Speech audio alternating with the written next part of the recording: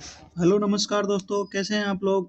तो मैं आपका अपने यूट्यूब चैनल जी के कैप्सूल बाय आर के सर में स्वागत करता हूं। तो आज हम बात करेंगे सीईटी 2024 के महत्वपूर्ण टेस्ट सीरीज जो हम जिसमें हम सॉल्यूशन करवाएंगे। टॉपिक वाइज सॉल्यूशन होगा इसमें, जिसमें आप अपना पहला टॉपिक रहेगा प्राचीन सभ्यताएं से संबंधित पहला टॉपिक रहेगा, जिसमें हम प्राचीन सभ्यताओं के क्वेश्चन और आंसर के बारे में बात करेंगे। तो पहला टॉपिक है हमारा राजस्थान की प्राचीन सभ्यताएं, जिसमें सभ्यताएं पढ़ेंगे हम कालीबंगा, आहड़ सभ्यता, गणेश्वर सभ्यता, बालाथल सभ्यता और बैराट सभ्यता के क्वेश्चन आंसरों के बारे में हम बात करेंगे। तो पहला क्वेश्चन है दोस्तों, अग्नि वेदिकाएं किस सभ्यता स्थल से प्राप्त हुई है। तो जल्दी से फटाफट आंसर बताइए, अग्नि वेदिकाएं किस सभ्यता स्थल से प्राप्त हुई है।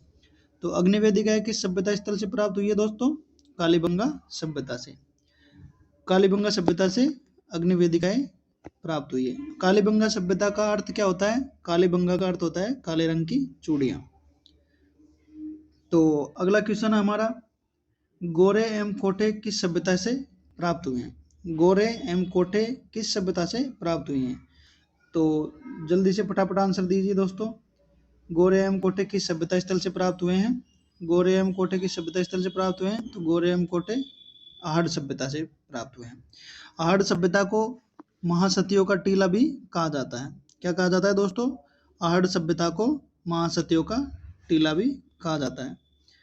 तो अगला क्वेश्चन होगा हमारा, तीसरा क्वेश्चन है, रेडियो कार्बन पद्धति के अनुसार गणेश्वर सभ्यता का कालक्रम क्या है।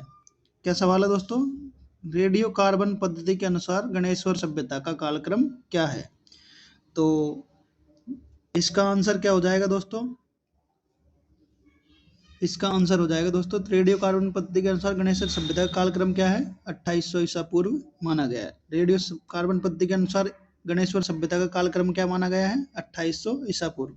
गणेश्वर सभ्यता किस नदी के किनारे है, कांतली नदी के किनारे स्थित है, और यह ताम्रयुगीन सभ्यता के नाम से भी जानी जाती है। अगला क्वेश्चन हमारा दोस्तों, प्राचीन युग की चित्रशाला किसे कहा जाता है। मोस्ट इंपोर्टेंट क्वेश्चन है दोस्तों, प्राचीन युग की चित्रशाला किसे कहा जाता है। तो प्राचीन युग की चित्रशाला किसे कहा जाता है, बेराट सभ्यता को। किसे कहा जाता है दोस्तों, बेराट सभ्यता को। बेराट सभ्यता को प्राचीन युग की चित्रशाला कहा जाता है। अगला क्वेश्चन है दोस्तों हमारा, बेराट सभ्यता स्थल से इंडो ग्रीक शासकों की कितनी मुद्राएं प्राप्त हुई हैं। क्या क्वेश्चन है दोस्तों हमारा, बेराट सभ्यता से इंडो ग्रीक शासकों की कितनी मुद्राएं प्राप्त हुई है। तो इसका आंसर क्या हो जाएगा दोस्तों हमारा, डी आंसर हो जाएगा। बेराट सभ्यता स्थल से इंडो ग्रीक मुद्राओं की कितनी मुद्राएं प्राप्त हुई है, 28 मुद्राएं प्राप्त हुई है। तो इसका सही राइट आंसर क्या होगा, option number D right answer हो जाएगा। अगला छठा नंबर का क्वेश्चन है हमारा, हूण शासक मिहिरकुल ने किस सभ्यता का विध्वंस किया था। हूण सभ्यता का विध्वंस किस, हूण शासक मिहिरकुल ने किस सभ्यता का विध्वंस किया था। तो हूण शासक थे जो मिहिरकुल थे, उन्होंने किस सभ्यता का विध्वंस किया, यानी किस सभ्यता को उजाड़ दिया था। ये क्वेश्चन हमारा, इसके ऑप्शन है आहड़ सभ्यता, बेराट सभ्यता, सोनारी सभ्यता और गिलोड सभ्यता। तो इसका आंसर होगा दोस्तों बेराट सभ्यता, यानी मिहिरकुल जो हूण शासक थे उन्होंने बेराट सभ्यता को विध्वंस कर दिया था। इसके बाद अगला सवाल है, दोहरी रक्षा प्राचीर के प्रमाण किस सभ्यता स्थल से मिले। बागोर सभ्यता से मिले हैं, कालीबंगा सभ्यता से मिले हैं, बालाथल सभ्यता से मिले हैं, बेराट सभ्यता स्थल से मिले हैं। तो इसका आंसर होगा दोस्तों कालीबंगा सभ्यता। दोहरी यानी दोहरा परकोटा, दोहरा परकोटा कालीबंगा सभ्यता स्थल से प्राप्त हुआ है। तो किस सभ्यता स्थल से प्राप्त हुआ है दोस्तों, कालीबंगा सभ्यता स्थल से दोहरा परकोटा प्राप्त हुआ है। अगला सवाल है हमारा, निम्नलिखित में से कालीबंगा सभ्यता के पतन के संबंध में अश्वमेधित युग्म को छांटिए। कालीबंगा सभ्यता के पतन के संबंध में अश्वमेधित युग को छांटिए। तो इसमें गलत क्या हो जाएगा, बी, दयाराम साहनी द्वारा जलवायु परिवर्तन, यह गलत है। तो आइए अगला सवाल देखते हैं, कालीबंगा संग्रहालय की स्थापना कब की गई। तो अपना अगला सवाल है, कालीबंगा संग्रहालय की स्थापना कब की गई थी। तो कालीबंगा संग्रहालय की स्थापना कब की गई थी दोस्तों, ऑप्शन नंबर ए 1952 में की गई थी, 1956 में की गई थी, ऑप्शन नंबर सी 1961-62 में की गई थी, ऑप्शन नंबर डी 1985-86 में की गई थी। तो कालीबंगा संग्रहालय की स्थापना कब की गई थी दोस्तों? 1985 और 86 के मध्य में की गई थी। तो ऑप्शन नंबर डी इसका राइट आंसर हो जाएगा। तो अगले सवाल की ओर बढ़ते हैं। अगला सवाल है, किसके अनुसार आदिवासी कृषि से परिचित थे?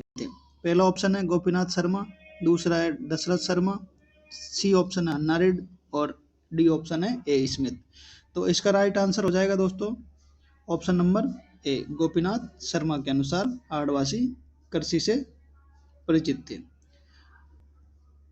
अगला सवाल है दोस्तों हमारा, गणेश्वर सभ्यता की खोज कब की गई थी?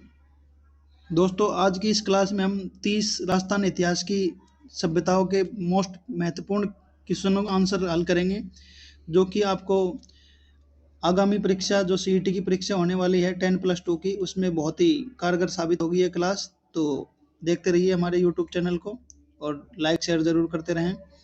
तो अगला क्वेश्चन है हमारा, गणेश्वर सभ्यता की खोज कब की गई थी? ऑप्शन नंबर ए है 1969 में की गई थी, ऑप्शन नंबर बी 1972 में की गई थी, ऑप्शन नंबर सी 1977 में की गई थी, ऑप्शन नंबर डी 1983 में की गई थी। तो इसका राइट आंसर क्या होगा दोस्तों? ऑप्शन नंबर बी, गणेश्वर सभ्यता की खोज कब की गई थी? 1972 में की गई थी। तो अगला सवाल है हमारा, आदिवासी मृतकों के साथ क्या गाड़ते थे? बहुत महत्वपूर्ण सवाल है दोस्तों। ऑप्शन नंबर ए है मृतभांड गाड़ते थे, अनाज गाड़ते थे, मूर्ति गाड़ते थे या आभूषण गाड़ते थे। तो इसका राइट आंसर क्या हो जाएगा दोस्तों? ऑप्शन नंबर डी, आभूषण गाड़ते थे। तो आदिवासी मृतकों के साथ क्या गाड़ते थे? आभूषण गाड़ते थे। अगले सवाल की ओर बढ़ते हैं। अपना अगला सवाल है 13 नंबर, निम्नलिखित में से किस सभ्यता स्थल का स्थानीय नाम धूलकोट है? यानी किस सभ्यता को धूलकोट के नाम से भी जाना जाता है? तो पहला ऑप्शन है सोती सभ्यता, आहड़ सभ्यता, ईसवाल सभ्यता और कुराड़ा सभ्यता। तो इसका आंसर बताइए जल्दी जल्दी। तो इसका आंसर क्या हो जाएगा दोस्तों? आहड़ सभ्यता को धूलकोट के नाम से भी जाना जाता है।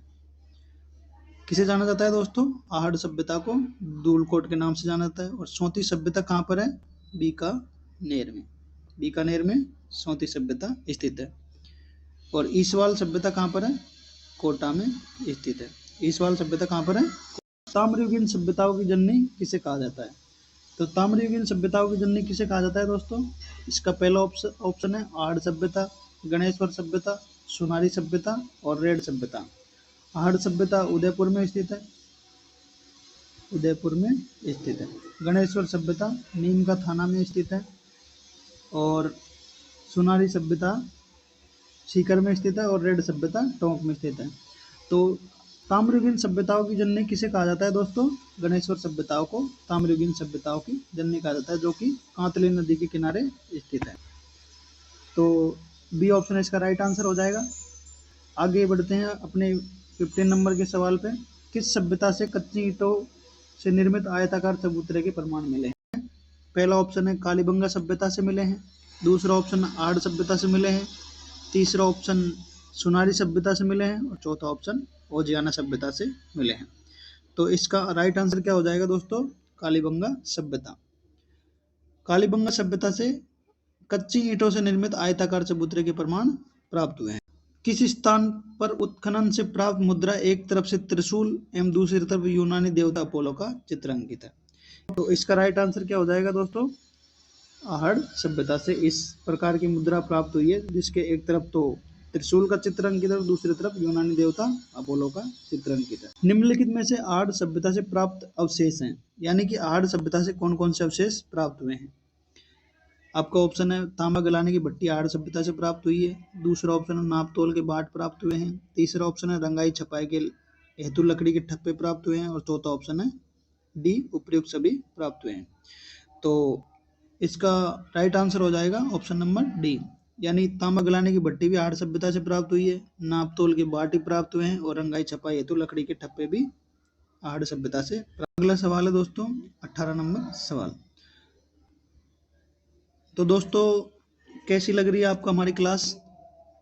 अगर आपको क्वेश्चन अच्छे लग रहे हैं, इजी है या टफ है, बताइए जल्दी कमेंट करके। और क्लास को लाइक शेयर जरूर करते रहें अपने, और चैनल को सब्सक्राइब करें। रोज ऐसी क्लास देखने के लिए, ऐसी हम लगातार जब तक सीईटी की एग्जाम नहीं हो जाती तब तक कंटिन्यू इस सीरीज को हम कंटिन्यू करेंगे।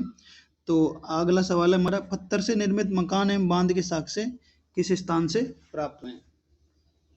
पत्थर से निर्मित मकान एवं बांध के साक्ष्य किस स्थान से प्राप्त हुए हैं? यानी जहां पर पत्थर से निर्मित मकान हो एवं बांध के साक्ष्य किस स्थान से प्राप्त हुए हैं? तो आपका पहला ऑप्शन है बागोर सभ्यता से प्राप्त हुए हैं, दूसरा ऑप्शन है गणेश्वर सभ्यता से प्राप्त हुए हैं, तीसरा ऑप्शन है चक 84 से प्राप्त हुए हैं, चौथा ऑप्शन है रंगमहल सभ्यता से प्राप्त हुए हैं।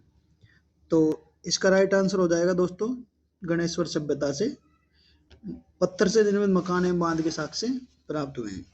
किस सभ्यता से प्राप्त हुए हैं दोस्तों? गणेश्वर सभ्यता। गणेश्वर सभ्यता किस नदी के किनारे है? कांतली नदी के किनारे है, जिसे गणेश्वर सभ्यता को किस नाम से जाना जाता है? ताम्रयुगीन सभ्यताओं की जननी के नाम से जाना जाता है। तो अगला सवाल है हमारा 19 नंबर सवाल, कुष्ठ रोग के प्रमाण एवं सूती वस्त्र का टुकड़ा किस स्थान से मिले हैं? यानी किस सभ्यता से कुष्ठ रोग के प्रमाण एवं सूती वस्त्र का टुकड़ा किस स्थान से मिले हैं? तो इसके ऑप्शन है बालाथल सभ्यता से मिले हैं, ओजियाना सभ्यता से मिले हैं, गिलुंड सभ्यता से मिले हैं और नलियासर सभ्यता से मिले हैं। तो इसका राइट आंसर हो जाएगा दोस्तों ऑप्शन नंबर ए, बालाथल सभ्यता से प्राप्त हुए हैं। बालाथल सभ्यता कहाँ पर है दोस्तों? बालाथल सभ्यता अलवर जिले में स्थित है। कहाँ पर स्थित है? अलवर जिले में स्थित है। तो इसका राइट आंसर क्या हो जाएगा? बालाथल सभ्यता। अगले सवाल की ओर बात करते हैं, चीनी यात्री ह्वेनसांग ने बेराट में बौद्ध मठों की संख्या कितनी बताई थी? यानी चीनी यात्री जो ह्वेनसांग थे, जिसे यात्रियों का राजकुमार के नाम से जाना जाता है, इसने बेराट सभ्यता में बौद्ध मठों की संख्या कितनी बताई थी? तो ऑप्शन नंबर ए 8 बताई थी, ऑप्शन नंबर बी 17 बताई थी, ऑप्शन नंबर सी 22 थी, ऑप्शन नंबर डी 11 बताई थी। तो क्या आंसर होगा दोस्तों? चीनी यात्री ह्वेनसांग ने बेराट में बौद्ध मठों की संख्या कितनी बताई थी? तो कितनी बताई थी दोस्तों? 8 बताई थी। चीनी यात्री ह्वेनसांग के अनुसार बेराट में बौद्ध मठों की संख्या कितनी है दोस्तों? 8 है। और ह्वेनसांग को क्या कहा जाता है? यात्रियों का राजकुमार कहा जाता है, यात्रियों का राजकुमार। क्या कहा जाता है दोस्तों? यात्रियों का राजकुमार किसे कहा जाता है? ह्वेनसांग को कहा जाता है। अगले सवाल की ओर बात करते हैं, कालीबंगा सभ्यता में अंत्येष्टि क्रिया की कौन सी विधि के प्रमाण मिले हैं? यानी कालीबंगा सभ्यता में जो अंत्येष्टि क्रिया जो किसी व्यक्ति के मरने के बाद की जाती थी, उसके कौन सी विधि के प्रमाण मिले हैं? पूर्ण समाधान के प्रमाण मिले हैं, आंशिक समाधान के प्रमाण मिले हैं, कलश समाधान प्रमाण मिले हैं, और चौथा ऑप्शन है उपयुक्त सभी, यानी तीनों मिले हैं। तो इस सवाल का आंसर हो जाएगा दोस्तों उपयुक्त सभी, यानी तीनों प्रकार के अंत्येष्टि क्रिया की विधि कालीबंगा सभ्यता से प्राप्त मिली है। यानी तीनों प्रकार से शवों का समाधान किया जाता है, पूर्ण समाधान भी किया जाता था, आंशिक समाधान भी किया जाता था और कलश समाधान भी किया जाता था। तो इसका राइट आंसर क्या हो जाएगा? उपयुक्त सभी, ऑप्शन नंबर डी। अगले गणेश्वर पुरा स्थल किस नदी के किनारे स्थित है? गणेश्वर जो सभ्यता है किस नदी के किनारे? अभी हमने कुछ 2-4 सवाल पहले बात की थी, गणेश्वर सभ्यता किस नदी के किनारे स्थित है? कांतली नदी के किनारे स्थित है, जिसे गणेश्वर सभ्यता को क्या कहा जाता है?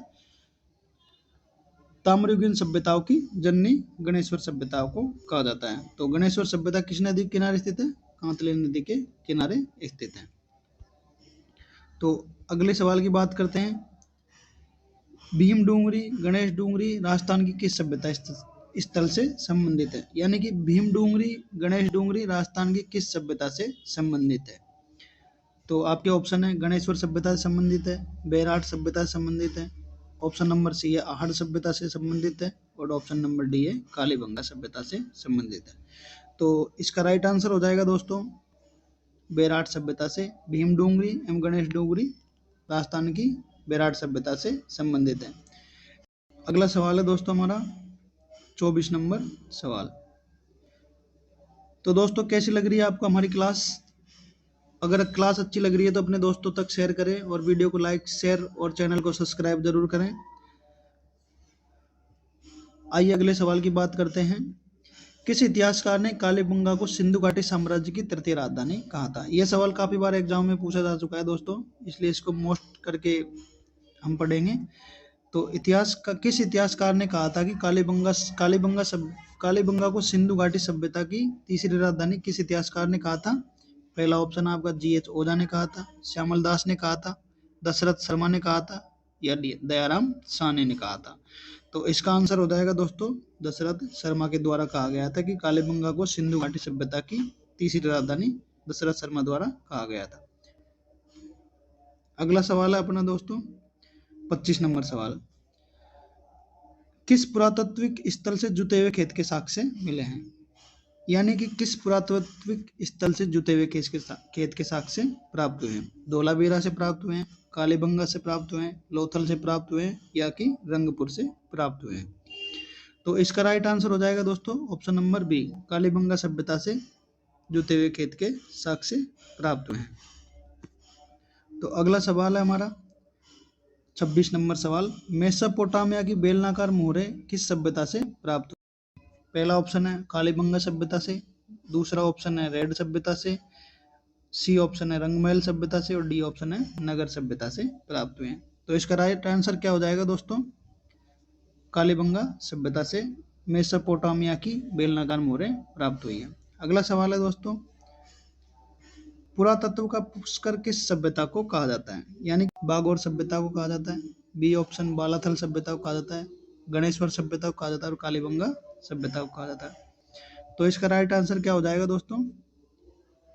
गणेश्वर सभ्यता को पुरातत्व का पुष्कर कहा जाता है।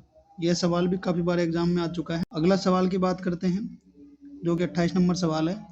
अगले सवाल है हमारा, गणेश्वर सभ्यता से प्राप्त उपकरणों एवं पात्रों में कितने प्रतिशत तांबा पाया जाता है? ऑप्शन नंबर ए है 70%, option number B 50%, option number D 99%, option number C 99%, option number D 47%। तो इसका राइट आंसर हो जाएगा दोस्तों 99%। तो अगले सवाल की बात करते हैं, मछली पकड़ने का कांटा किस सभ्यता से प्राप्त हुए हैं? जो कि काफी बार एग्जाम में ये सवाल पूछा जा चुका है दोस्तों कि मछली पकड़ने का कांटा किस सभ्यता स्थल से प्राप्त हुआ है। तो ऑप्शन है चकेटी 4 से प्राप्त हुआ है, बडोपल से प्राप्त हुआ है, गणेश्वर सभ्यता से प्राप्त हुआ है यानी, और डी ऑप्शन है सुनारी सभ्यता से प्राप्त हुआ है। तो मछली पकड़ने का कांटा किस सभ्यता स्थल से प्राप्त हुआ है दोस्तों? तो इसका आंसर हो जाएगा ऑप्शन नंबर सी, गणेश्वर सभ्यता से मछली पकड़ने का कांटा प्राप्त हुआ है। और आज की क्लास का लास्ट सवाल है, बालाथल सभ्यता के संदर्भ में गलत विकल्प को चुनिए। बालाथल सभ्यता जो कि अलवर में स्थित है, इसके बारे में गलत विकल्प चुनना है। बालाथल सभ्यता उदयपुर जिले में स्थित है, ये तो बिल्कुल गलत है। बालाथल सभ्यता तो अलवर जिले में स्थित है। यहाँ पर VN मिश्र के निर्देशन में उत्खनन किया गया था। किसके निर्देशन में उत्खनन किया गया था? VN मिश्र के निर्देशन में उत्खनन किया गया था, तो ये भी गलत हो जाएगा। यहाँ से बैठी अवस्था में समाधि के प्रमाण मिले हैं, यहाँ से बैठी अवस्था में समाधि के प्रमाण नहीं मिले हैं। तो इसका राइट आंसर क्या हो जाएगा? बालाथल सभ्यता से 14 कमरों वाले भवन का प्रमाण मिला है, ये आपका राइट आंसर हो जाएगा। तो दोस्तों कैसी लगी आपको हमारी क्लास? आशा करता हूँ अच्छी लगी होगी। तो ऐसी क्लास हम आपके लिए डेली प्रोवाइड कराएंगे। तो आशा करता हूँ अच्छी लगी होगी। तो वीडियो को लाइक शेयर और चैनल को सब्सक्राइब करना ना भूलें। धन्यवाद।